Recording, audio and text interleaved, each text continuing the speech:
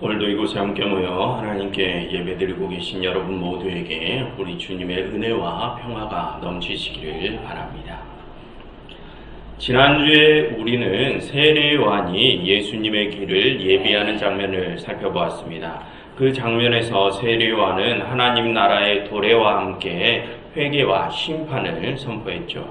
그러므로서 세례 요한은 이제 예수님께서 사람들을 그 회개의 길로 이끄시는 사역을 하시도록 예비했습니다. 그처럼 지난주에 세례 요한은 구원자로서의 예수님의 사역을 예비하는 자로 소개되었죠. 그리고 여러분, 오늘 본문에서도 다시 한번 그 세례 요한과 관련된 예수님의 이야기가 나옵니다. 그런데 오늘 본문에 나오는 세례 요한은 지난주에 보였었던 모습과는 다른 모습을 보입니다. 여러분, 지난주에 세례 요한은 자신 뒤에 진정한 메시아가 오실 것이다 라고 선포를 했죠. 그리고 그 뒤에 3장 14절을 가서 보면 거기서 세례 요한은 예수님께서 자신에게 세례를 받으러 나오시자 제가 당신에게 세례를 받아야 할 터인데 어찌 당신이 저에게로 오십니까? 라고 말을 합니다. 여러분, 그럼 그 뜻이 무슨 뜻입니까? 지난번에 세례 요한은 예수님이 자신 뒤에 오실 참 메시아이심을 확신하고 있다는 뜻이죠. 그런데 여러분, 오늘 본문을 보시면 세례 요한이 예수님의 그 메시아로서의 정체성에 의문을 품는 모습을 보입니다. 오늘 본문 2절과 3절을 한번 보십시오. 거기서 세례 요한은 제자들을 예수님께 보내요. 오실 이가 당신입니까? 아니면 우리가 다른 일을 기다려야 합니까? 라고 묻죠. 무슨 뜻입니까? 오늘 세례 요한은 예수님이 정말로 하나님께서 보내신 참 메시아인지에 대해서 의문을 품고 있다는 뜻입니다. 그럼 여러분, 지난 3장에서 세례 요한은 예수님이 참 메시아이심을 확신하고서는 왜 오늘에 와서는 그것에 대한 의문을 품는 것일까요? 그것을 알기 위해 오늘 본문 바로 앞의 내용들을 잠깐 살펴보도록 하겠습니다. 여러분, 오늘 본문 바로 앞에 10장 34절부터 42절을 가서 보시면 거기서 예수님께서는 당신께서 세상을 심판하러 오셨다는 것과 또 그 심판자를 영접하는 자에게는 상이 있을 것임을 말씀을 하시죠. 즉 오늘 보면 바로 앞에서 예수님께서는 당신이 이 세상의 심판자이심을 밝히십니다. 여러분, 그것은 지난주에 세례 요한이 예비한 예수님의 사역과 일치하죠. 지난주에 세례 요한은 앞으로 자신 뒤에 참 메시아가 나타나실 것인데 그 참 메시아는 세상에 심판을 주실 메시아이심을 밝혔습니다.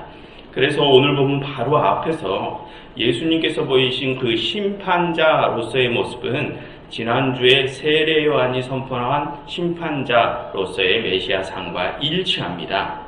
그래서 세례 요한의 입장에서는 예수님의 그 심판자로서의 사역만을 보았을 때 예수님이 참 메시아라고 생각을 할 수 있습니다.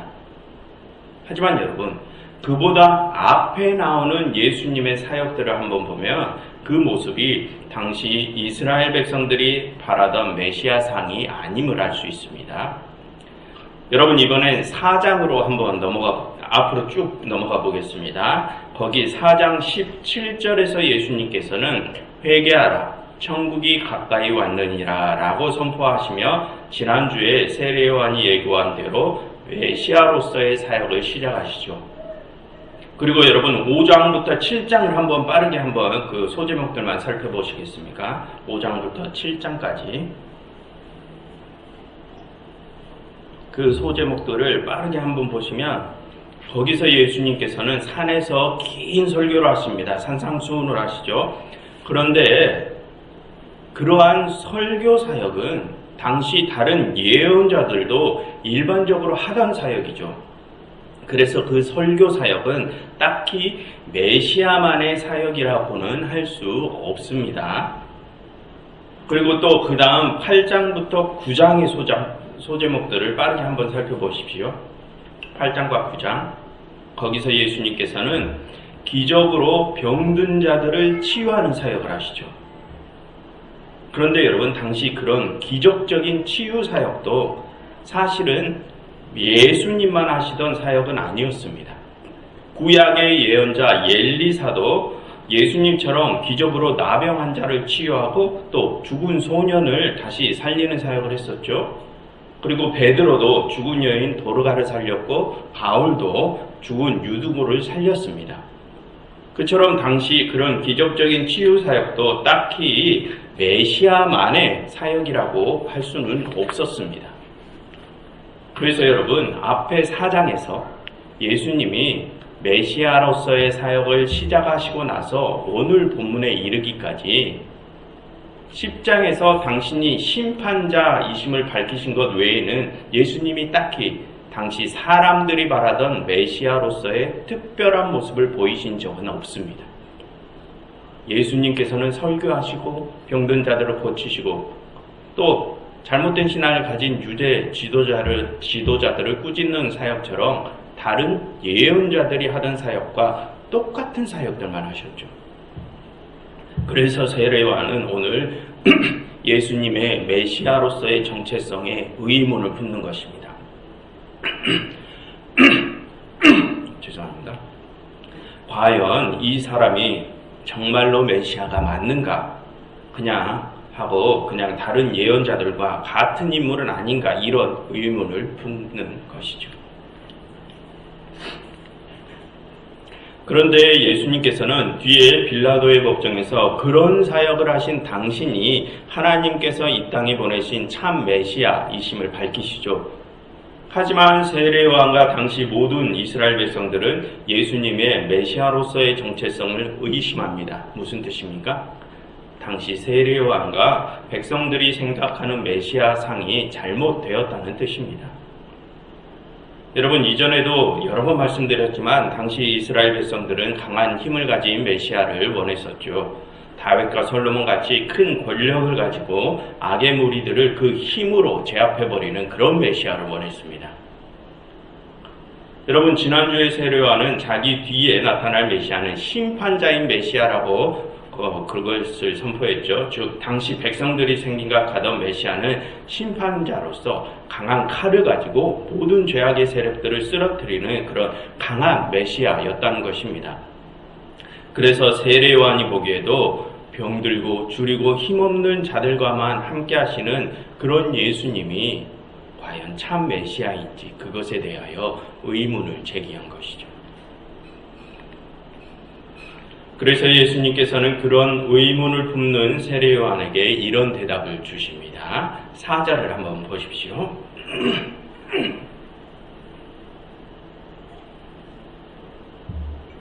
4절에서 예수님께서는 세례요한의 제자들에게 너희는 가서 너희가 듣고 본 것을 요한에게 알려라 라고 말씀하십니다. 그럼 여러분, 예수님께서는 그들에게 무엇을 보게 하시고 무엇을 듣게 하십니까? 5절을 보시면 거기서 예수님께서는 맹인들이 보고 못 보는 사람이 걸으며 나병 환자가 깨끗함을 받으며 못 듣는 자가 들으며 죽은 자가 살아나며 가난한 자에게 복음이 전파된다 하라라고 하시죠. 예수님께서는 세례요한의 제자들에게 자신이 그렇게 병든 자들을 고치시고 줄인 자들을 먹이신 것을 보게 하시고 또 가난한 자들에게 기쁜 소식을 전하신 일에 대하여 또 듣게 하십니다. 그럼 여러분, 예수님께서는 지금 세례요한의 제자들에게 왜 그것을 보고 듣게 하십니까? 그렇게 병들고 줄인 자들과 함께하는 자가 하나님께서 전하신 복음을 가지고 오신 분이심을 밝히시는 것입니다. 그렇게 약자들과 함께하며 그들에게 기쁜 소식을 전하는 자가 참 메시아이심을 밝히시는 것이죠. 그처럼 오늘 본문에서 예수님께서는 당시 사람들이 가지고 있던 잘못된 메시아상을 바로 잡으십니다. 그리고 다음 6절에서 예수님께서는 누구든지 나로 말미암아 실족하지 않은 자는 복이 있도다 라고 하시죠. 그럼 여러분, 여기서 예수님으로 말미암아 받게 될 그 복은 무엇입니까? 하나님의 나라, 천국입니다. 그럼 여러분, 지금 이 6절의 말씀을 반대로 하면 어떤 의미가 됩니까? 그 천국을 기업으로 받는 일은 오직 참 메시아이신 예수님을 통해서만 가능하다는 뜻이죠. 그런데 여러분, 방금 예수님께서는 당신이 왜 참 메시아라고 말씀하셨습니까? 자신이 약자들과 함께하기 때문이라고 하셨습니다. 그러니 이 6절에서 예수님께서는 그렇게 약자들과 함께하는 내가 참 메시아이고 그런 나를 통해야만 너희가 하나님의 나라에 들어가게 되는 것을 너희가 알았다면 너희는 이제 결단하라 라고 세례 요한의 제자들에게 말씀하시는 것입니다. 그래서 다음 7절부터 19절에서 예수님께서는 그 세례 요한의 제자들을 보내시고 당신의 제자들에게도 그와 똑같은 결단을 요구하십니다. 여러분, 이번엔 7절을 보십시오. 거기서 예수님께서는 7절, 거기서 예수님께서는 제자들에게 너희가 무엇을 보려고 광야에 나갔더냐라고 물으시죠. 그럼 그게 무슨 뜻입니까? 9절부터 10절에서 예수님께서 대답을 해주시듯이 그 물음은 너희가 구약에서 예고된 그 예언자를 만나러 광야에 나간 것이 아니냐, 이런 물음이십니다. 그런데 여러분, 당시 이스라엘 백성들은 구약에서부터 예고된 참 메시아가 어떤 메시아인지 정확히 알지 못했습니다. 방금 말씀드렸듯이 당시 이스라엘인들은 힘의 메시아를 원했죠. 그래서 8절에서 예수님이 그 상황에 대한 말씀을 하시는 것입니다. 8절, 너희가 무엇을 보려고 광야에 나갔느냐? 부드러운 옷 입은 사람이냐? 부드러운 옷 입은 사람들은 왕궁에 있느니라 라고 말씀하시죠. 여러분, 여기서 부드러운 옷이란 비단 옷을 의미합니다. 그런데 당시 그 비단 옷은 아무나 입을 수 있는 옷이 아니었죠. 돈과 권력이 있는 사람들만 입는 옷이었습니다. 즉, 그 비단 옷을 입은 사람들은 당시 나라의 고위 공직자들이었다는 것입니다. 권력을 가진 자들이었다는 것이죠. 그럼 여러분, 여기서 예수님께서는 왜 그런 비단 옷 입은 사람들에 대해서 언급하십니까? 당시 백성들이 구약에서 예고된 참 예언자를 찾으러 광야에 나갔다고 하면서 그 광야에서 그런 비단 옷을 입은 권력자들을 찾으려 했기 때문입니다. 그래서 예수님께서는 너희가 찾는 그런 권력자들은 왕궁에나 있다라고 말씀하시는 것이죠. 그럼 여러분, 지금 예수님께서는 구약에서 예고된 참 예언자가 어떤 특징을 가진 사람이라고 말하고자 하십니까? 그런 세상적인 힘과 권력을 가진 자는 그런 참 예언자가 아니라는 것입니다. 대신 9절과 10절에서 밝히신 것처럼 그 광야에서 활동하던 세례 요한처럼 낙타털옷을 입고 가죽 허리띠를 맨 그렇게 세상 사람들이 보기에 보잘것없는 사람이 구약에서 예고된 참 예언자이심을 밝히시는 것이죠. 그래서 9절 하반절에서 예수님께서는 그 세례 요한이 다른 예언자들보다 더 나은 자라고 말씀하시고 11절에서는 여자가 낳은 자 중에 그보다 큰 이가 없다고 하십니다. 무슨 뜻입니까? 그 세례 요한이 가장 큰 예언자라는 것이죠. 그처럼 예수님께서는 당시 사람들이 보기에 보잘것없는 행색을 하고 있던 그 세례 요한이 이 세상의 그 어떤 예언자들보다 가장 큰 예언자이심을 밝히십니다. 그런데 여러분, 11절 하반절을 다시 보시겠습니까? 거기서 예수님께서는 천국에서는 극히 작은 자라도 그렇게 이 세상에서 가장 큰 예언자였던 세례 요한보다 더 크다라고 말씀하시죠. 이게 무슨 뜻입니까? 여러분, 이 말씀은 이 세상에서 하나님 앞에 충성되게 일한 그 세례 요한과 같은 이들을 깎아내리시는 그런 말씀이 아닙니다. 그게 아니라 이 부분의 요지는 이 세상에서 보잘것없어 보이는 자라도 하나님의 나라에서는 가장 큰 세례 요한과 동등한 대우를 받을 것임을 의미합니다. 그럼 여러분, 지금 예수님께서는 당신의 제자들에게 무슨 말씀을 하고 싶으신 것입니까? 그들이 이제 어떠한 길을 갈 것인지 그것에 대한 결단을 내리길 요구하시는 것입니다. 그럼 여러분, 이제 예수님의 제자들은 어떠한 길을 가야 합니까?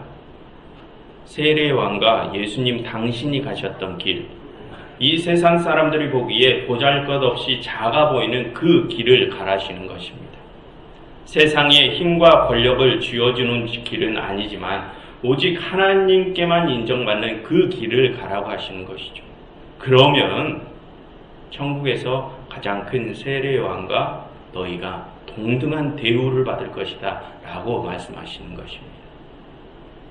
예수님께서는 당신의 제자들에게 그 결단을 요구하시는 것입니다. 그럼 여러분, 당시 이스라엘 백성들은 그런 참 예언자의 길을 따랐을까요? 여러분, 12절을 보시면 거기서 예수님께서는 세례 요한의 때부터 지금까지 천국은 침노를 당하니 침노하는 자는 빼앗느니라 라고 말씀하시죠. 여러분, 이 말씀은 이야기의 맥락상으로 보면 당시 유대인들이 세례 요한과 예수님과 그리고 그 두 사람이 전했던 하나님 나라에 대한 복음을 박해했다라는 뜻으로도 해석이 될 수 있습니다. 여러분, 역대하 36장 15절과 16절을 가서 보면 유다의 시드기야 왕이 재임했을 당시에 이스라엘 지도자들이 하나님께서 보내신 사자들을 비웃고 박해했다는 내용이 나옵니다. 그리고 마태복음 23장에 가서도 보면 거기서 서기관과 바리새인들이 하나님의 사자들을 박해해서 예수님께 심판을 예고받는 장면이 또 나오죠. 그처럼 과거 유대 지도자들은 하나님께서 보내신 사자들, 참 예언자들을 계속해서 핍박하고 박해했습니다. 그래서 그 유대 지도자들은 세례 요한과 예수님이 전하신 복음, 하나님의 나라가 가까이 왔다는 그 복음까지 훼손해 버렸죠. 그래서 그들은 백성들로 하여금 그 천국 복음을 받아들이지 못하게 만들었습니다. 그러한 당시의 상황을 지금 예수님께서는 천국은 침노를 당한다, 천국이 빼앗겼다 라고 말씀하시는 것입니다.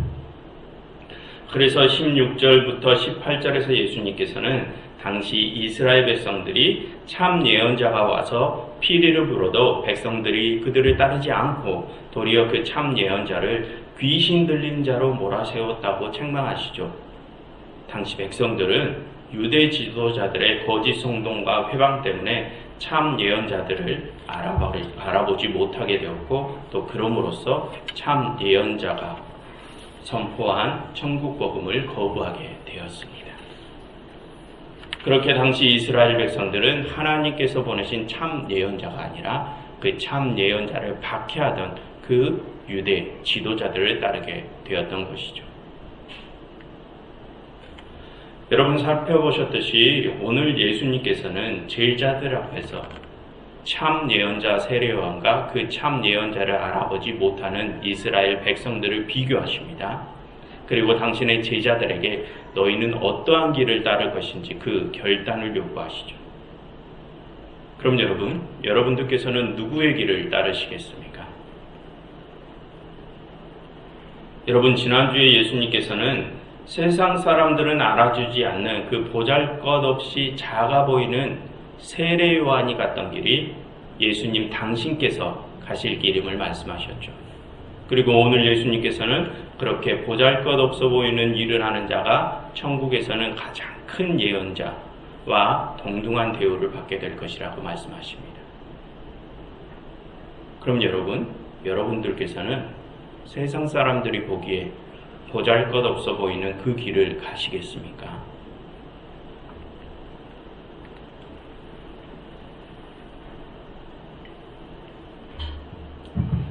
여러분, 오늘 예수님께서는 당시 이스라엘 백성들이 세례 요한이 엘리야가 다시 살아서 돌아온 자임을 알지 못한다고 하십니다. 14절에서 그렇게 말씀하시죠. 여러분, 그것은 구약에서 엘리야가 다시 살아서 돌아올 것이라는 예언이 있었음을 의미합니다. 그런데 여러분, 그것은 구약시대 그 엘리야가 정말로 그 사람 그대로 예수님의 시대에 세례 요한으로 부활했음을 뜻하지는 않습니다. 그게 아니라 그것은 각 시대마다 하나님께서 보내시는 사자가 끊임없이 등장할 것이라는 것을 의미합니다. 여러분, 하나님께서는 각 시대마다 당신의 사자들을 보내셨죠. 과거 출애굽 때에는 모세를, 분열왕국 시대에는 엘리야를, 신약의 시대에는 세례 요한을 보내신 것처럼 말입니다. 그런데 여러분, 그것은 예수님께서 재림하실 때도 마찬가지입니다. 분명히 그때도 하나님께서는 당신의 사자, 당신의 예언자를 그분의 재림 전에 보내시어 그 참 메시아의 길을 예비하도록 하실 것입니다. 그럼 여러분, 다시 오실 그 메시아의 길을 예비할 하나님의 사자는 누구일까요? 구약시대의 엘리야가 부활해서 그 길을 예비할까요? 아니면 세례 요한이 부활해서 그 길을 예비할까요? 여러분, 예수님께서는 우리 모든 그리스도인들이 다시 오실 예수님의 신부가 되어서 등불을 들고 그 예수님의 재림을 준비해야 한다고 말씀하셨죠. 무슨 뜻입니까?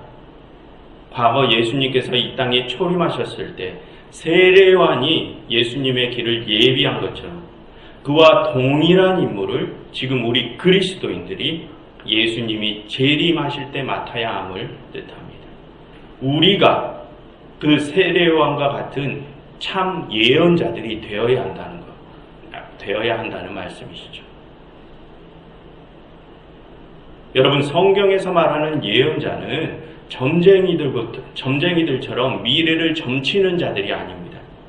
이 성경이 말하는 예언자는 앞으로 예수님이 하셔야 할 사역을 자신이 먼저 자신의 몸으로 예비하는 사람입니다.